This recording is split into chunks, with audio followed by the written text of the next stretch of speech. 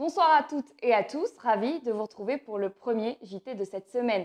Ce soir donc au programme, retour sur l'élection de Miss Nouvelle-Calédonie, lancement de la campagne du non et interview sans détour de Divi Bartra. Elle s'appelle Amy Chenin, elle a 18 ans et c'est elle la nouvelle Miss Nouvelle-Calédonie 2021. La jeune femme née à Wailou, originaire de la Foi, défendra les couleurs de la Calédonie à l'élection de Miss France 2022 à la fin de l'année. Retour en images sur son sacre, c'était samedi soir. Amy Chenin, c'est le nom de notre nouvelle Miss Nouvelle-Calédonie, élue par le jury mais aussi par le public samedi soir au Centre culturel Chibaou. Une soirée chargée en magie où artistes, danseurs et chanteurs ont assuré le show entre les différents défilés des 8 candidates en lice. Du côté des dauphines, ce sont Charlotte Bourg et Tania Boutaouima qui ont été choisies, sous l'œil avisé de Vayamalama Chavez, Miss France 2019 et présidente du jury. Âgée de 18 ans, la jeune métisse née à Wailou et qui habite aujourd'hui à la Foi représentera donc le territoire à l'élection Miss France 2022 qui se déroulera à la fin de l'année en métropole. L'ambassadrice de beauté, qui succède à Louise Salvan, compte consacrer son année de règne aux artistes, sans négliger son premier engagement pour le centre d'accueil Les Manguiers de Nouméa, qui aide les personnes et les familles en situation de précarité. Les voix du non prêtes à se faire entendre. Samedi, les partisans du non à l'indépendance se sont réunis en séminaire Athénée pour le lancement officiel de leur campagne. Les 300 membres des comités locaux ont découvert ainsi l'organisation de la campagne ainsi que l'identité visuelle des voix du non. Le reste de la journée était consacré à des ateliers thématiques et des formations afin de préparer les équipes. Au revoir les loyalistes et place aux voix du non.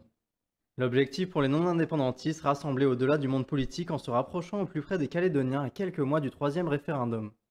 C'est selon cette nouvelle dynamique que la campagne en faveur du non a été lancée ce week-end à Athénée. Oui, la commune de Bourail, c'était quelque chose pour nous de symbolique, puisque Bourail, c'est un peu à la frontière du nord et du sud, à la frontière de l'est et de l'ouest, et donc c'est un peu le carrefour de la Nouvelle-Calédonie, et donc c'est pour ça qu'on a choisi ici. Une campagne dont le travail sera principalement d'aller chercher les voix précieuses des indécis. Les nouveautés de cette campagne, c'est évidemment le document Oui-Non qui a été fait par l'État. Les 2 premières campagnes ont été faites avec des vérités contre vérités qui étaient assénées par les 2 côtés. Là, on a le document de la vérité, celui qui dit exactement ce qui va se passer si c'est l'indépendance. Et je pense que ce qui est important, c'est que du coup, chacun va pouvoir aller voter en toute connaissance de cause. Et c'est notre rôle, c'est-à-dire que la préparation de cette campagne et ce séminaire de travail va permettre à chacun d'aller sur le terrain expliquer ce document, expliquer les conséquences du vote pour le oui ou du vote pour le non, de manière à ce que chacun sache exactement ce pourquoi il va voter. Et puis quand il ne sait pas, eh bien, vaut mieux qu'il n'aille pas prendre une position finalement dogmatique ou idéologique. Il vaut mieux ne pas aller voter quand on ne sait pas quoi aller voter. L'État nous a dit que même avec le non, il y allait avoir une période de transition qui allait s'ouvrir et qu'il fallait profiter de cette période de transition pour réformer le système calédonien qui est encore trop injuste, trop inégal. Et donc même en cas de non, on va pouvoir réformer notre pays, mais avec l'aide de la France, de manière à faire un pays qui soit encore plus fort et plus beau, où chacun aura sa place. Pour cela, l'accent a été mis sur une nouvelle identité visuelle se voulant plus inclusive. Le bleu-blanc-rouge, bien que présent, apparaît de manière plus subtile, laissant place à une toutoute qui jadis pouvait convier au rassemblement en Océanie. Hier, les loyalistes rassemblaient davantage les principaux partis politiques non indépendantistes. Aujourd'hui, les voix du non vont rassembler ces mêmes mouvements, mais aussi la société civile positionnée comme actrice de cette campagne, au même titre que les politiques. Les défenseurs du oui étaient eux rassemblés à Nouméa ce week-end. Pour les partis indépendantistes, l'objectif reste de convaincre les abstentionnistes et les indécis, mais surtout de mener la campagne dans l'unité. Pour information, Gilbert Thuyennon a été nommé directeur de campagne. Parmi les inquiétudes qui pèsent sur l'avenir institutionnel de la Nouvelle-Calédonie, le bouleversement du marché de l'immobilier est un sujet qui préoccupe bon nombre de Calédoniens. Quelles pourraient être les conséquences d'une éventuelle indépendance sur le marché local? Divi Bartra, le président de la Fédération territoriale des agents immobiliers, nous donne quelques éléments de réponse. Est-ce qu'à l'approche de ce 3e référendum, on sent déjà des effets sur le marché de l'immobilier?